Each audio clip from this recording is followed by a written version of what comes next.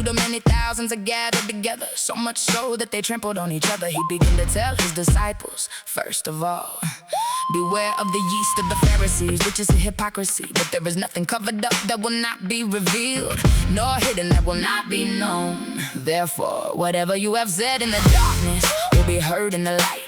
What you have spoken in the ear in the inner rooms will be proclaimed on the housetops. I tell you, my friends, don't be afraid of those who kill the body, and after that have no more that they can do. But I will warn you whom you should fear. Fear him who after he has killed has power to cast into Gehenna. Yes, I tell you, fear him. Aren't 5 sparrows sold for 2 assaria coins? Not one of them is forgotten by God, but the very hairs of your head are all counted.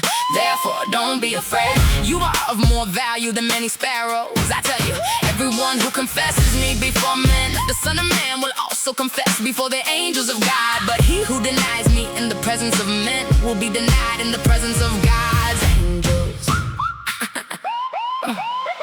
Beware, keep yourselves from covetousness, for a man's life doesn't consist of the abundance of the things which he possesses. He spoke a parable to them, saying, the ground of a certain rich man produced abundantly. He reasoned within himself, saying, what will I do? Because I don't have room to store my crops. He said, this is what I will do. I will pull down my barns, build bigger ones, and there I will store all my grain and my goods. I will tell my soul, so you have many goods laid up for many years. Take your ease, eat, drink, and be merry. But God said to him, you foolish one, tonight your soul is required of you. The things which you have prepared, whose will they be? So is he who lays up treasure for himself and is not rich toward God. Seek God's kingdom, and all these things will be added to you. Don't be afraid, little flock, for it is your Father's good pleasure to give you the kingdom.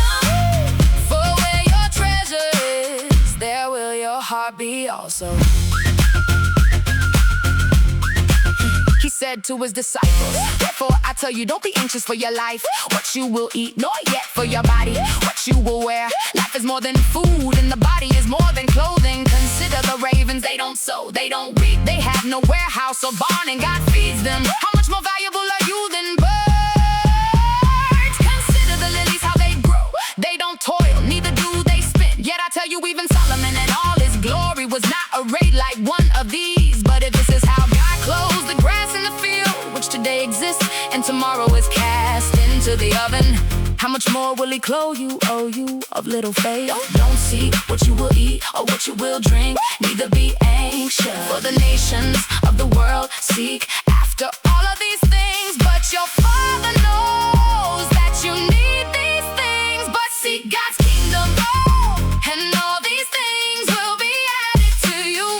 Don't be afraid, little flock, for it is your Father's good pleasure to give you the kingdom. Sell what you have and give gifts to the needy.